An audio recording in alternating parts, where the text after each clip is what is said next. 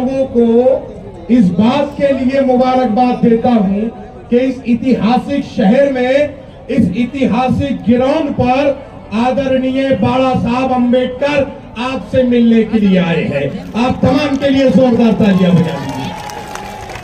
और आप तमाम की बाला साहब से मोहब्बत ये सारी दुनिया जानती है। इसी वजह से बाला साहब के नाम से जो है तो नफरतों फैलाने वाली ताकतें थर कांपती है, क्योंकि मालूम है आपके जैसा कार्यकर्ता, आपके जैसे लोग बाला साहब के साथ खड़े हुए हैं। मैं आपके अपने शहर का हूं, मैं ज्यादा तकरीर नहीं करने वाला, क्योंकि हमको मेहमानों को सुनना है, हमको हमारे आदरणीय बाला साहब को सुनना है। हम तमाम लोग बाला साहब को सुनने के लिए आए हैं। लेकिन चंद गुजारिशात जरूर करूंगा कि आने वाली 13 तारीख को जब हम वोट देने जाए तो ये याद रखें कि हमारे हर मुद्दे के अंदर, हमारी हर तकलीफ के अंदर, हमारी हर कुड़न के अंदर हमारे कंधे से कंधा लगाकर खड़े रहने वाली शख्सियत का नाम आदरणीय बाला साहब अंबेडकर था। ये बातें याद रखनी होगी। और इस शहर औरंगाबाद में जिस शख्स को आदरणीय बाला साहब ने नुमाइंदगी दी, अफसर खान, के वो शख्सियत है जो इस शहर के हर मसाइल के अंदर लोगों के साथ खड़ा रहा। ये हमदर्द है इस शहर का, इस आदमी के लिए, इस शख्सियत के लिए।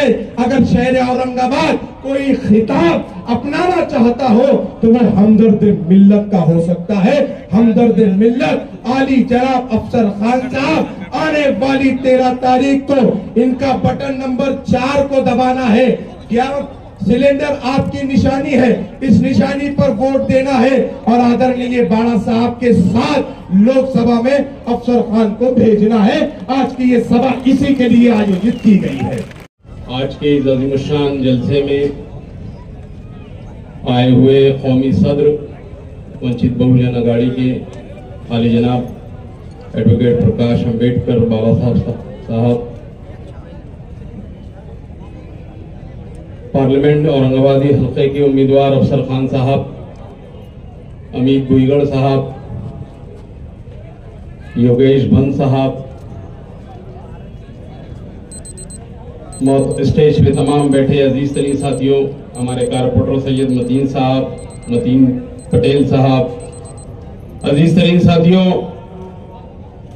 पूरे मुल्क में इलेक्शन की भागदौड़ लगी हुई है। महाराष्ट्र के इलेक्शन भी यहाँ पर अब चौथे टप्पे के करीब करीब जा रहा है और हम देख रहे हैं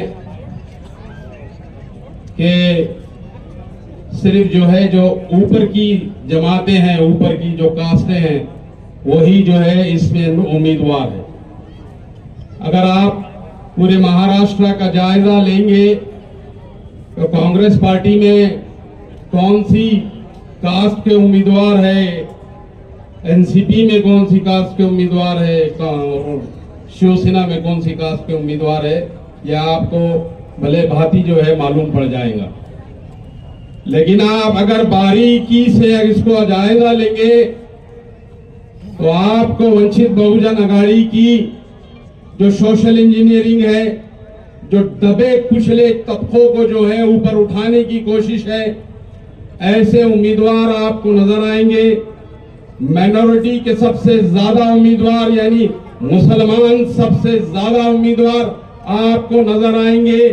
वो जो दमखम भरते हैं कि मुसलमान वोट हमारे हैं, वो दमखम उनका पानी पानी इसलिए हो जाता है कि जब इलेक्शन आते हैं तो लड़ने के लिए उनके पास मुसलमान नहीं होते हैं, वोट देने के लिए बराबर उनके पास मुसलमान हाजिर होते हैं।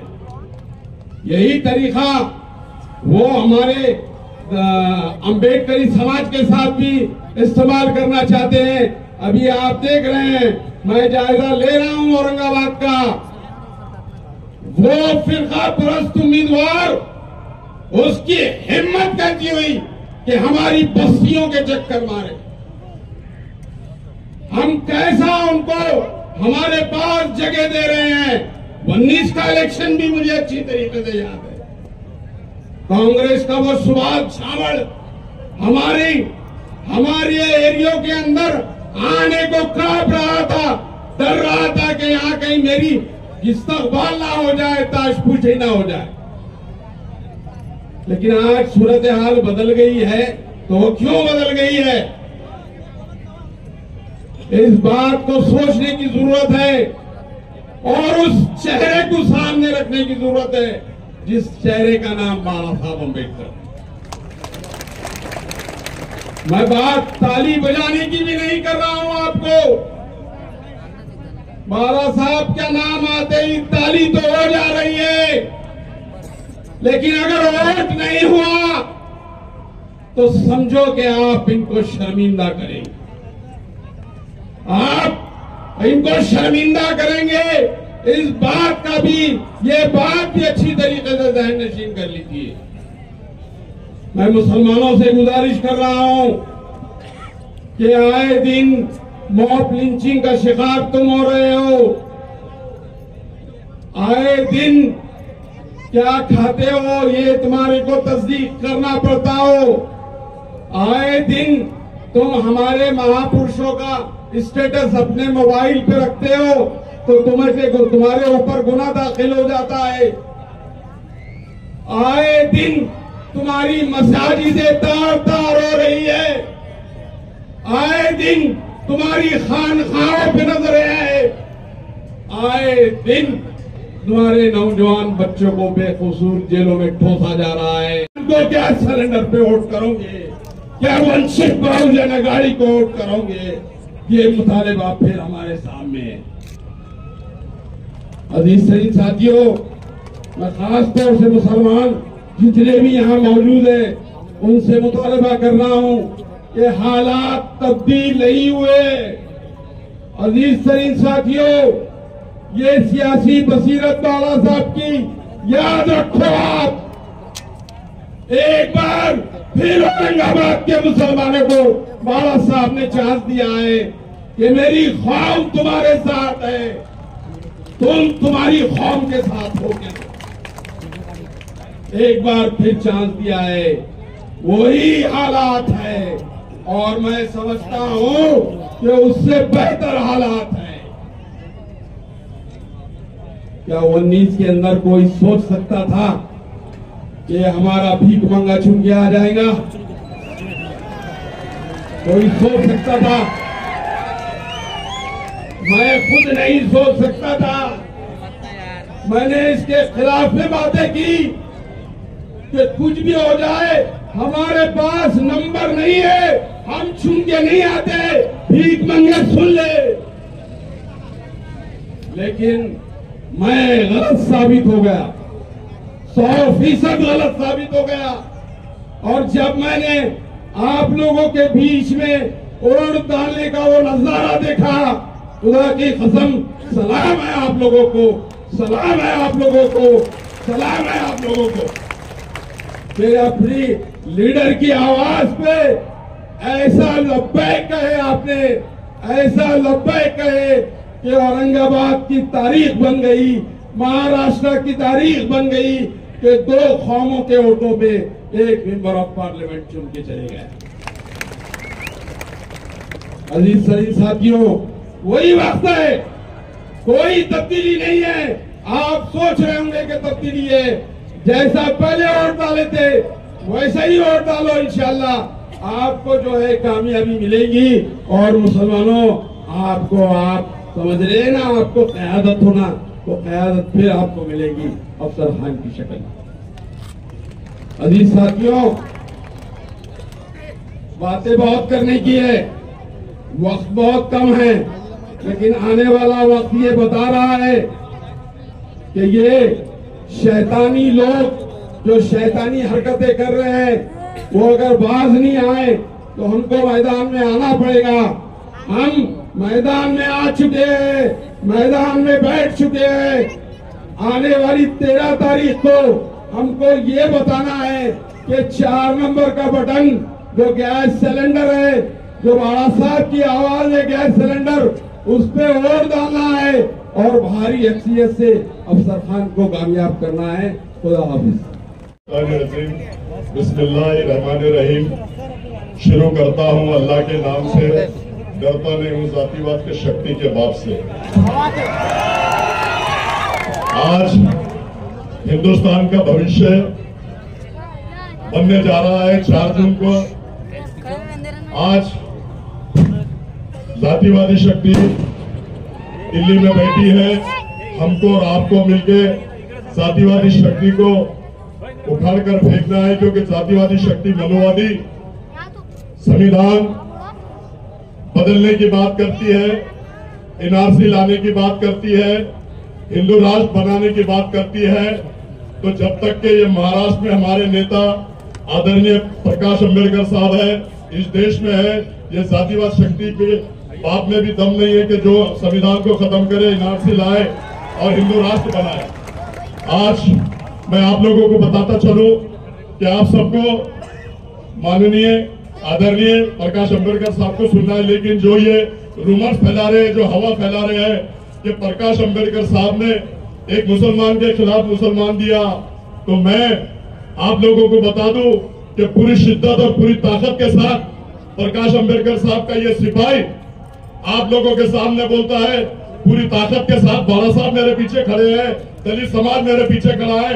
2 से 2.5 लाख वोट बाला साहब के शुरू होंगे और उनको 1 से 2.5 लाख तक आना पड़ेगा। मैं मुस्लिम भाइयों 25 साल से आप लोगों की खिदमत कर रहा हूं, आप लोगों के साथ हूं, हर मसले मसाइल में मैं आप लोगों के साथ आता हूं। तो आप लोगों को आने वाली 4 तारीख को 13 तारीख को 4 नंबर के बटन को दबा के भारी अक्षर से, मुझे नहीं बाला साहब को आपको ताकत देना है, बाला साहब के साथ सिपाही को ताकत देना है और लोकसभा में जाकर मोदी और अमित शाह की आंखों में आंखें डालकर ये अफसर खान बात करेंगे, ऐसा मैं कहता हूं। दूसरी बात मैं ये बता दूं कि बाला साहब पूरी डंके की चोट पे अफसर खान के पीछे खड़े हैं और डंके की चोट पे अफसर खान औरंगाबाद शहर से और जिले से चुन के आएंगे। डंके की चोट पे आप लोग मुझे साथ देंगे। और ये लोग बोलते हैं तो सुन लो, ये कितने लोगों को कहां गिराते हैं। अभी हैदराबाद की इलेक्शन हुई, 4 उम्मीदवार वहां मुसलमान थे, जिसमें मोहम्मद अजहरुद्दीन जो वर्ल्ड फेमस प्लेयर है उसके सामने मुस्लिम कैंडिडेट दे दिया। शब्बीर अली डिप्टी सीएम, उनके खिलाफ मुस्लिम उम्मीदवार दे दिया और 2 भाइयों के खिलाफ मुस्लिम उम्मीदवार दे दिया। चारों को गिराने का काम किसने किया?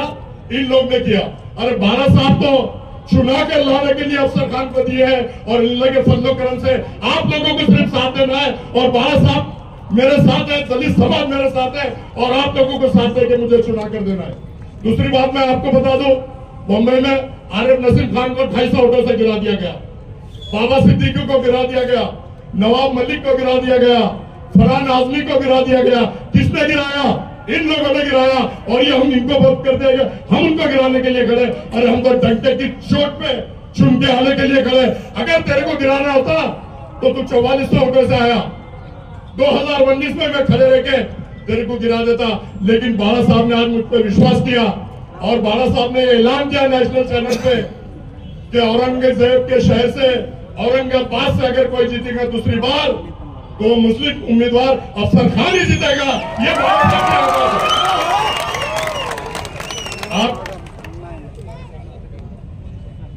आज आप लोगों के सामने जैसे 2 बार उन लोगों ने झोली फैलाया और आप लोगों ने उनकी झोली भर दिया, तो आने वाली 13 तारीख को आप लोगों को गैस के बटन पे दबाकर इतनी जोर से बटन दबाओ कि ये बच्चा लोकसभा में जाए और जातिवादी शक्ति को उखाड़ कर फेंके, ऐसा मैं कहता हूं।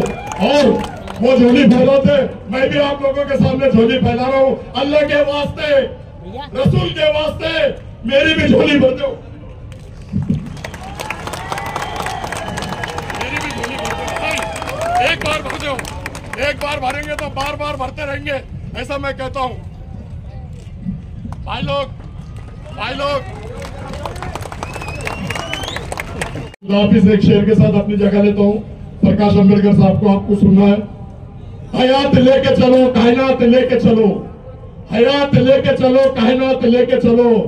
चलो तो जय भीम मुस्लिम, पूरा महाराष्ट्र और पूरा देश प्रकाश अंबेडकर साहब को साथ लेके चलो, साथ लेके चलो, साथ लेके चलो। अल्लाह हाफिज।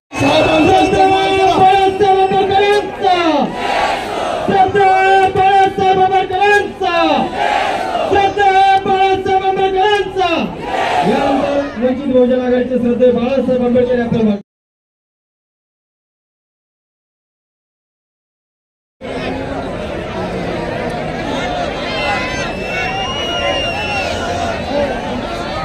कोणीही एकमेकाला सांगू नका, मी इथे बसून सांगतो म्हणजे शांतता राहील। खाली बसा, निळा शर्टवाले खाली बसा। तुम्हाला काही स्पेशल निमंत्रण नाही दिलेलं आहे।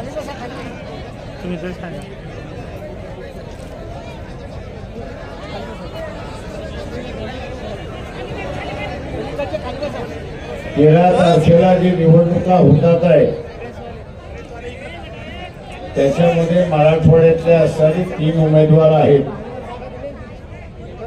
औरंगाबादचे उमेदवार आहेत अफसर खान, जालना जिल्ह्याचे आहेत उमेदवार प्रभाकर बखलेजी आणि बीडचे असणारे उमेदवार आहेत अशोक हिंगे। या तिघांची ही निशाणी गॅस सिलेंडर आहे, हे आपण सगळ्यांनी लक्षात ठेवलं पाहिजे। मित्रो,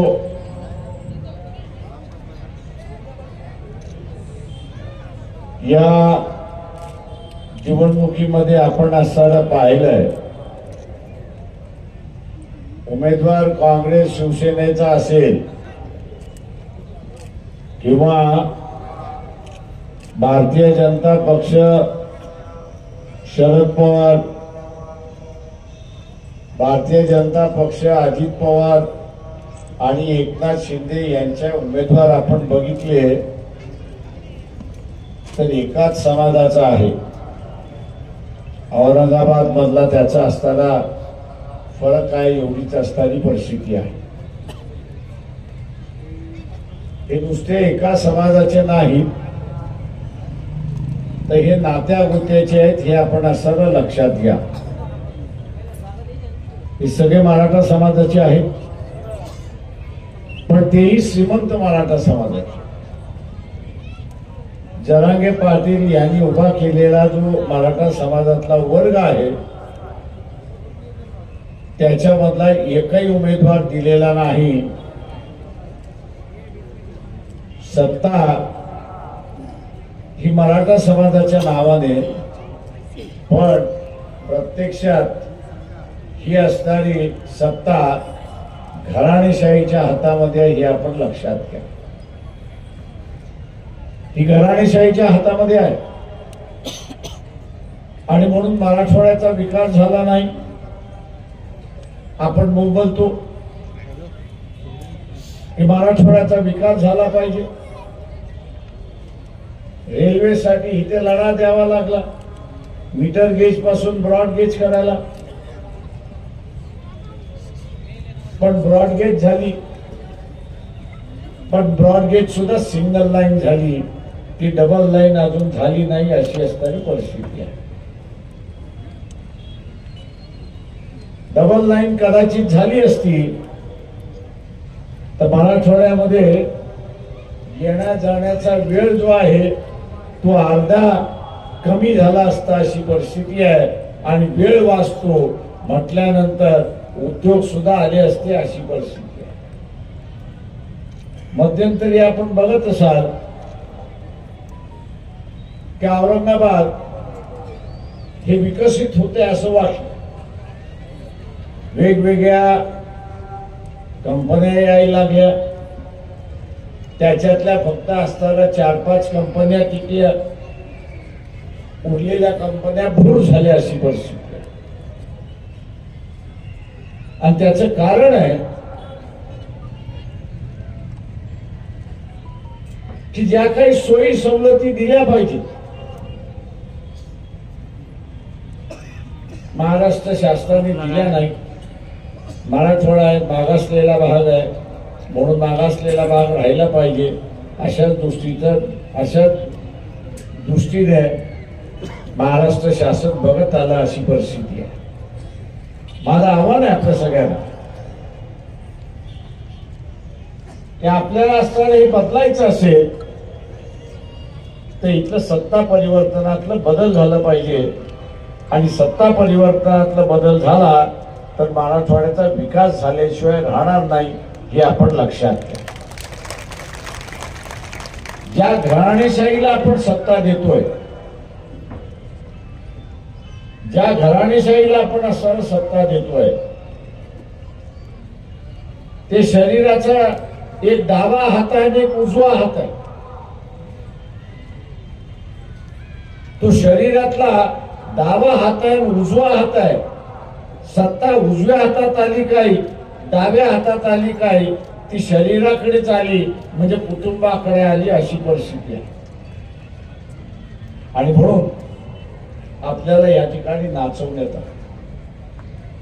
इलेक्शनच्या वेळेस हे दोघं कोंबड्यांसारखे झुंजतात आणि आपल्याला असं वाटतं की यांची झुंज खरी झुंज आहे, पण यांची झुंज ही नौटंकीची झुंज असते. आपण लक्षात घ्या. देखावा असतो, फसवागिरी असते.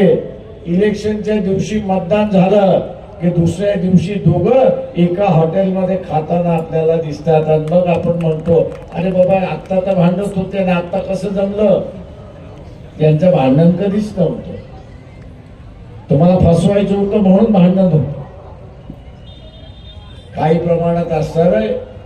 30 बाब या ठिकाणी होते हे आपण लक्षात घ्या. मी इथल्या मुस्लिम बांधवांना सांगणार आहे की मुस्लिम मतावरती तुम्ही असताना सीट जिंकू शकत नाही अशी परिस्थिती आहे. चंद्रपूरमध्ये काँग्रेस पक्षाची असणारी उमेदवार मिसेस धानोरकर यांनी स्टेटमेंट केलं. जिंकणारी बाई होती असं मी त्या ठिकाणी मानतो.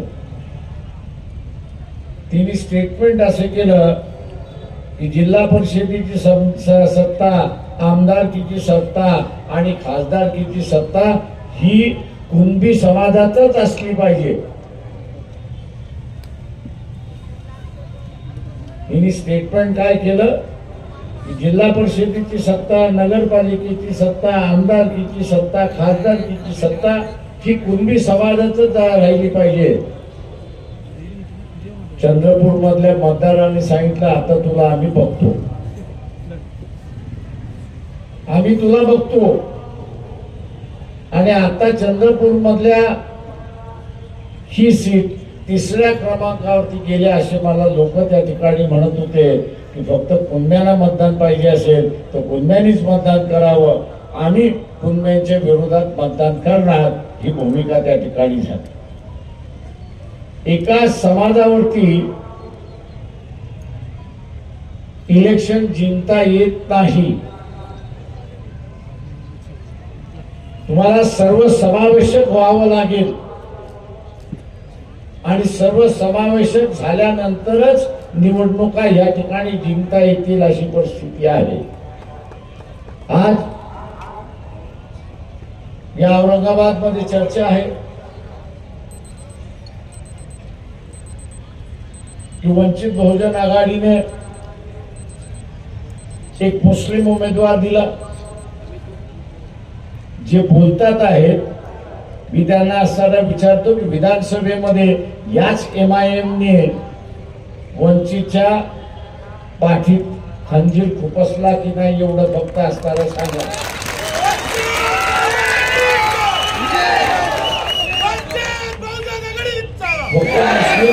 मतांवरती असणारा MIMचा उमेदवार जिंकून आला नाही. ते MIMचा उमेदवार जिंकून आला, इथल्या OBCच्या मतावरती जिंकून आला, एवढं लक्षात घ्या. मुस्लिम कार्यकर्ता मुसलमानाच्या विरोधात भूमिका घेत नाही. मुस्लिम समाज पाठीमागे राहिलाय त्याचं एकमेव कारण की त्याच्या समाजातला वाईट माणूस मुस्लिम कार्यकर्ता वाईट असला तरी त्याच्या विरोधात तो भूमिका घेत नाही आणि त्याला सांगत नाही की तू असताना चुकलेला आहेस.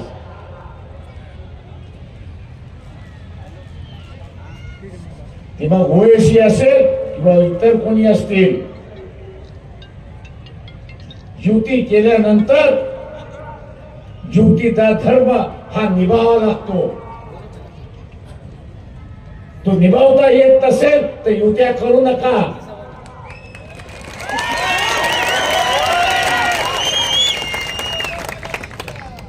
युत्या करता येत नसेल आणि धर्म निभावता येत नसेल तर युत्या करू नका. मुस्लिम बांधवांना माझं असणारं आव्हान आहे की हिंदू समाजामधला जो सेक्युलर मिजाज आहे त्यांनी आपल्या समाजाच्या विरोधात जाऊन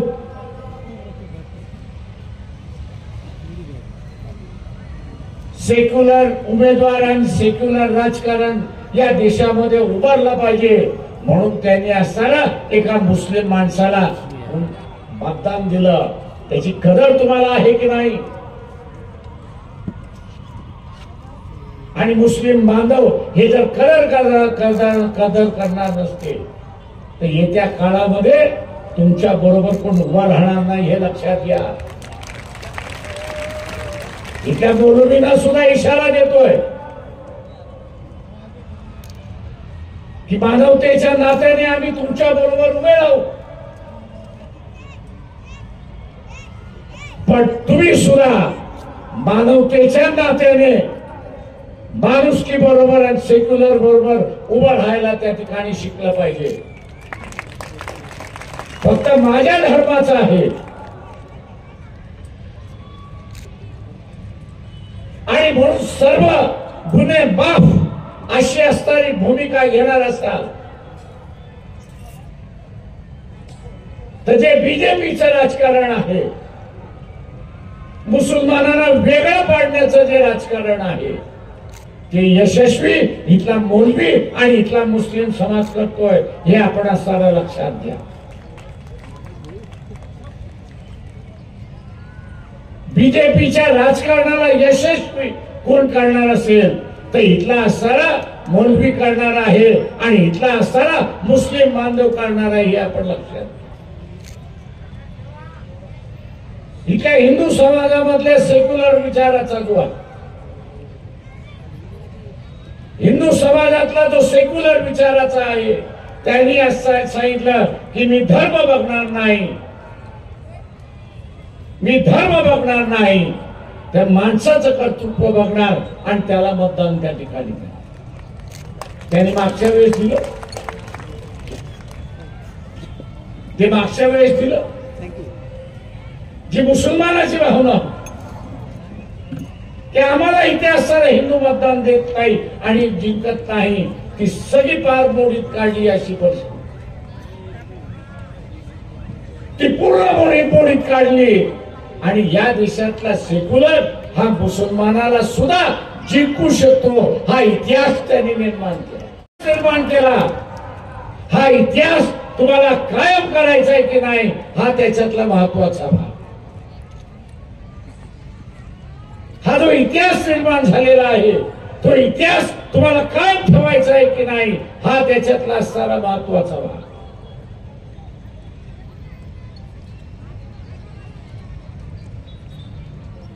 कालच मोदीचं वाक्य की बाळासाहेब ठाकरेंचे असणारे माझ्यावरती उपकार आहेत आणि म्हणून उद्धव ठाकरे अडचणीत आले तर मी त्याच्या पाठीशी उभा आहे आणि पाहिजे ती मदत मी त्या ठिकाणी करणार आहे.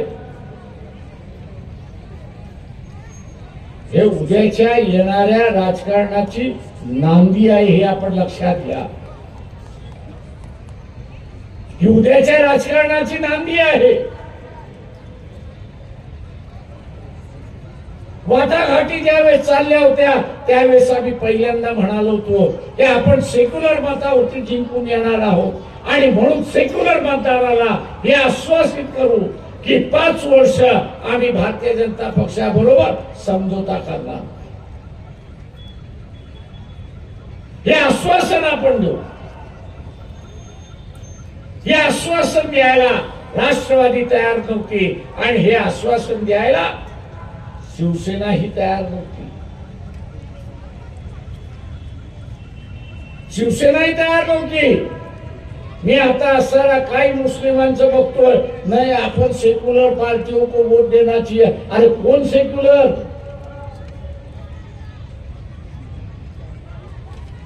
कौन सेक्युलर? 25 वर्ष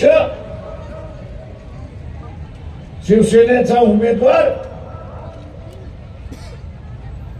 हा भारतीय जनता पक्षाबरोबर होता.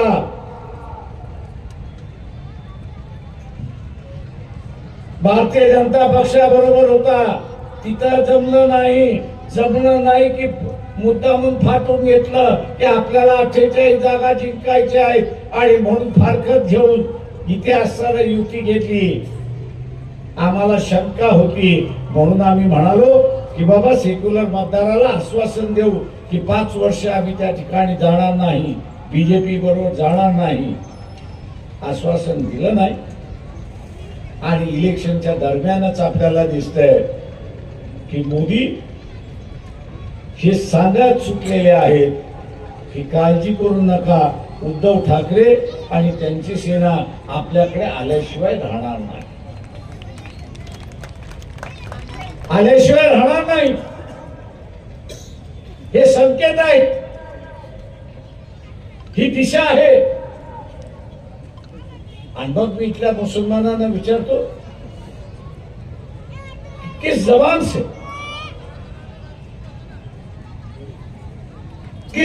से आप ये कह रहे हो?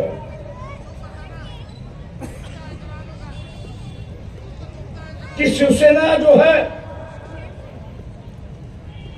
ये सेक्युलर हो गई, सेक्युलर मिजाज का दिमाग हो गया.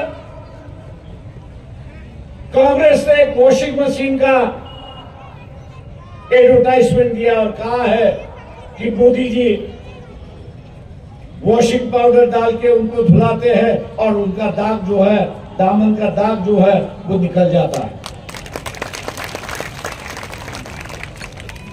मैं इन मुसलमानों से पूछना चाहता हूं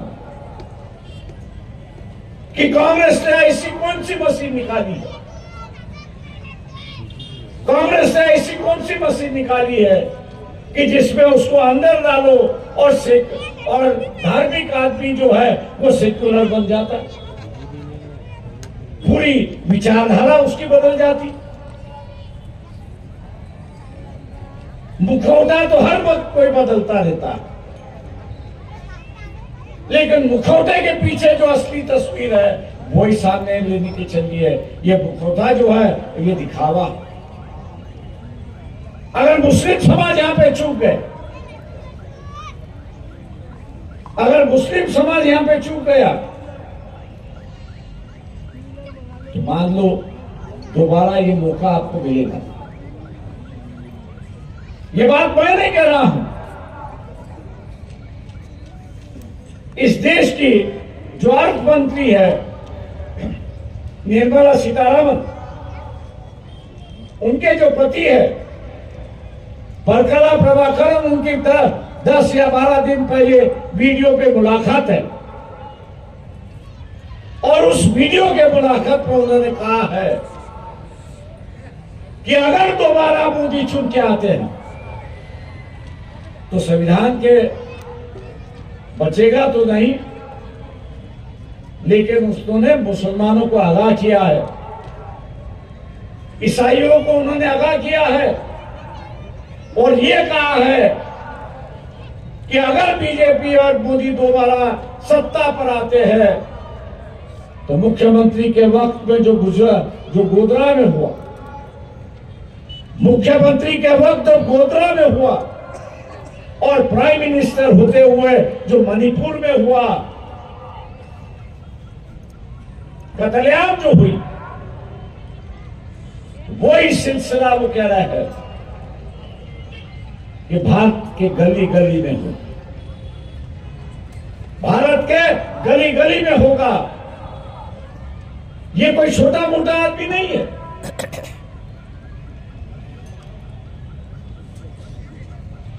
जिसके बीवी के हाथ में इस देश की पूरी तिजोरी है और उसके सही के बिना, सिग्नेचर के बिना या कुछ हिलता नहीं है, ऐसे व्यक्ती आपको आगाह करना। आज कार्यक्रमासाठी आलात, आपल्या सर्वांचे मनपूर्वक आभार। परंतु एक गोष्ट सांगू इच्छितो की अफसर खान यांची निशाणी गॅस सिलेंडर नंबर 4, बीडचे उमेदवार अशोक इंगे पाटील यांची निशाणी गॅस सिलेंडर नंबर 5 आणि जालन्याचे उमेदवार बगले मामा यांची निशाणी गॅस सिलेंडर नंबर 6 या 4, 5, 6 अनुक्रमे यांचे नंबर आहेत, परंतु चिन्ह एकच आहे, गॅस सिलेंडर। धन्यवाद। क्या इस बात को नजरअंदाज मत करो, इस बात को आप नजरअंदाज मत करिए। कुछ लोग मुझे कहते हैं इतिहास का दोहरा देते कि हम तो लड़ने वाली कौन है। मैं उनसे ये पूछता फिर गोधरा में क्यों नहीं लड़े भैया?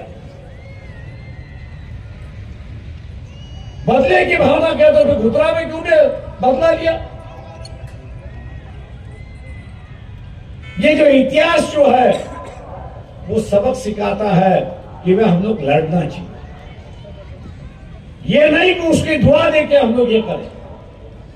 अगर हम लड़ेंगे नहीं तो अपने आप को बचाएंगे नहीं, और लड़ना है तो या इस बार वोट के माध्यम से लड़ना है और यही देखना है कि हम लोग दोबारा इतिहास इस औरंगाबाद में दोबारा।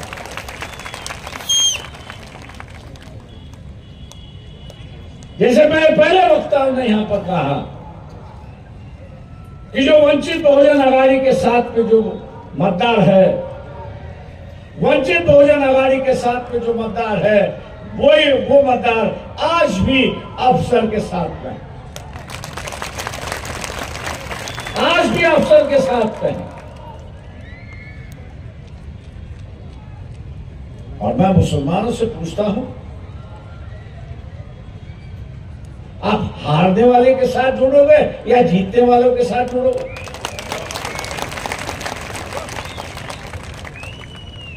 गलतियां तो मुसलमान करते आ रहा है।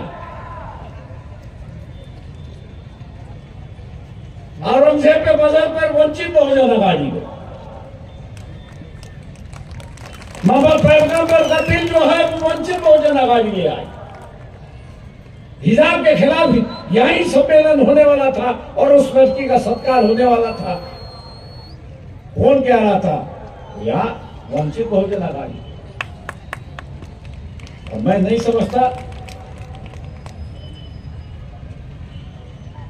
कि आपके रुझान जो है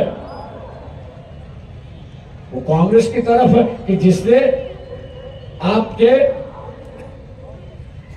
समाज को एक उम्मीदवारी नहीं,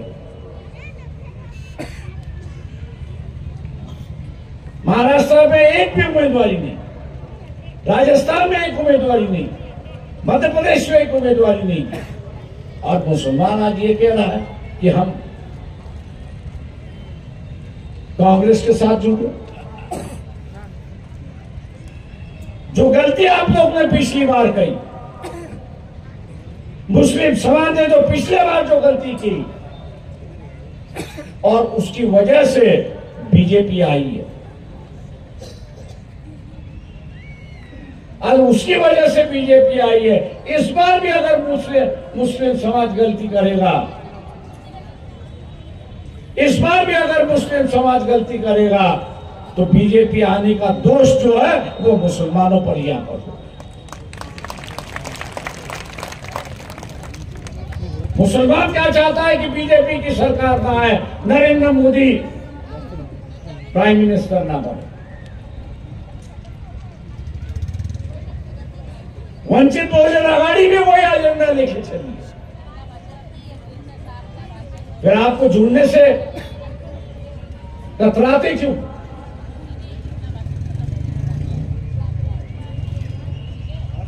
आप जोड़ने से कतराते क्यों? आपका मजहब तो ये सिखाता है कि जिस पर जुल्म हो रहा है, अत्याचार हो रहा है, उसको साथ दो, उसके साथ रहो तो अल्लाह आपको दुआ दे। यहां मालियों को टिकट नहीं है, धनगरों को टिकट नहीं दिया और किसी समाज को नहीं दिया। और अत्याचार जो होता है वो जिनको टिकट दिया हुआ है कांग्रेस वालों ने, वही तो अत्याचार मुसलमानों पे कर रहा है। इस बात को आप भूल गए। एक नया रास्ता, दोस्ती का रास्ता, भाईचारे का रास्ता, विश्वास का रास्ता, सेक्युलर का रास्ता वंचित बहुजन आघाड़ी आपके सामने रखा। वंचित बहुजन आघाड़ी आपके सामने रखे। आज बीजेपी और नरेंद्र मोदी ये कह रहे हैं, इनडायरेक्टली कह रहे हैं कि कांग्रेस का जो एजेंडा है वो मुस्लिम लीग का एजेंडा है, और उसके आगे जाके ये कह रहे हैं कि देश का बंटवारा। कभी आपने सोनिया गांधी, राहुल गांधी, खड़गे ने इसके खिलाफ का बयान दिया, यह आपने सुना है?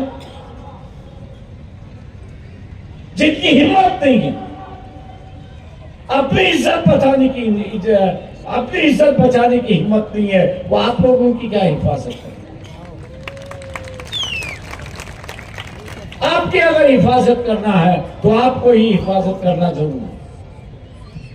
और इसलिए मैं आप लोगों से ये कहता हूं कि हम लोगों की कोशिश है कि मुस्लिम समाज अपने पैरों पर खड़ा हो, और इसलिए इस इलेक्शन में 5 जगह जो है वो मुसलमान कैंडिडेट हम लोग ने उतारे। अफसर खान उसमें से एक है। वक्त हो चुका है, वक्त हो चुका है। इसलिए मैं आपसे गुजारिश करता हूं, विनती करता हूं, ये तीनों उम्मीदवारों की जो निशानी है ये गैस सिलेंडर है। गैस सिलेंडर का सामने का बटन दबाकर इनको भारी वोटों से जिताइए। इन्हीं लफ्जों के साथ रजा लेता हूं। खुदा हाफिज़।